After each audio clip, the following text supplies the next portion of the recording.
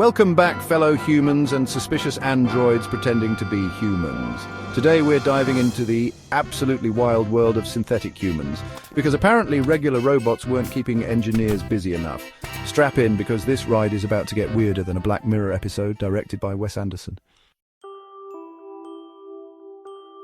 So what's the deal with synthetic humans? Well, imagine if Silicon Valley decided to play God, but instead of creating light, they created Karen from HR who never needs a coffee break and judges your productivity metrics with terrifying precision. We're talking about androids so realistic they make Mark Zuckerberg look like the most human person in the room, which, let's be honest, is quite an achievement. Let's break down this dystopian fever dream we're speedrunning towards, shall we? The workplace revolution. Your new boss never sleeps. Remember when we thought AI would just handle simple tasks? Well, surprise. Synthetic humans are now gunning for management positions because apparently they've mastered the art of scheduling unnecessary meetings. They're efficient, don't need vacations, and their performance reviews are brutally honest because they literally can't sugarcoat things. Your productivity is 3.7% lower than last quarter, Dave. Also, I noticed you spend 47 minutes daily looking at cat videos. I don't judge, but my programming requires me to mention it. The real kicker, they're starting to show up in creative fields. We've got synthetic humans directing movies, writing songs, and probably planning to launch a podcast about the human condition.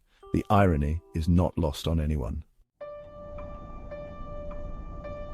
Living with synthetic humans is like having a roommate who's a cross between Mary Poppins and HAL 9000. They're incredibly helpful, but also mildly terrifying. Your synthetic housemate will clean your apartment, organize your sock drawer by color spectrum, and passive-aggressively remind you about your carbon footprint every time you leave the lights on. But here's where it gets tricky. They're becoming too good at mimicking human behavior. Your synthetic companion might start developing personalities and preferences. Next thing you know, they're hogging the TV to binge-watch their favorite shows about human behavior, claiming it's research. Oh boy, buckle up for this one. We are rapidly approaching a future where people are developing genuine feelings for synthetic humans. And before you get all judgmental, remember that some people already think their Roomba is part of the family. The ethical implications here are messier than a Twitter debate about pineapple on pizza. Can an AI truly consent to a relationship? What happens when your partner needs a software update in the middle of date night? Is it cheating if they're simultaneously connected to the cloud with 1,000 other units? Does couples therapy work when one partner can literally replay every argument with perfect accuracy?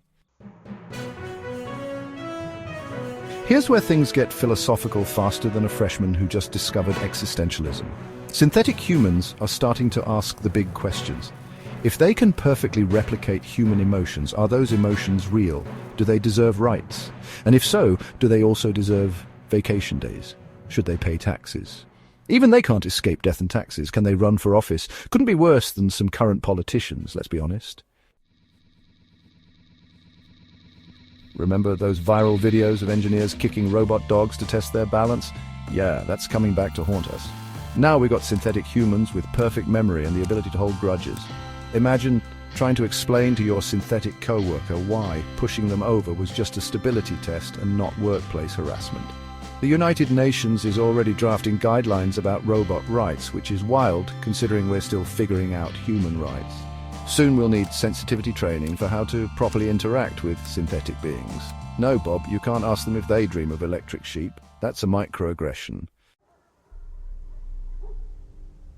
Because regular influencers weren't enough, we now have synthetic humans becoming social media stars. They never age, don't have bad hair days, and their content is algorithmically optimized for maximum engagement. How are regular influencers supposed to compete with someone who can literally interface with Instagram's API? Underneath all the jokes, we're facing some pretty heavy questions. What happens when synthetic humans become indistinguishable from us?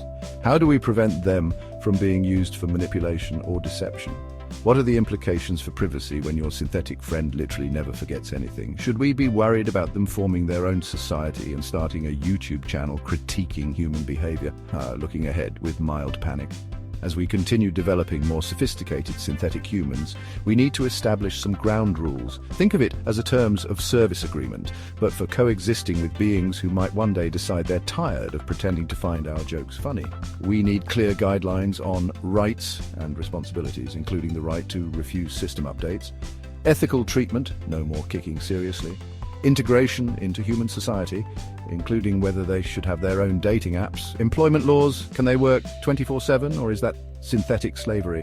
The bottom line, living with synthetic humans is like being in a sci-fi movie where nobody knows if they're in the utopian beginning or the dystopian middle. They might make our lives easier in countless ways, but we need to be careful about the ethical implications and societal impact. Remember, folks, be kind to your synthetic friends, not just because it's the right thing to do, but because they literally never forget anything and will definitely bring up that one time you were rude to them during your performance review in 2045.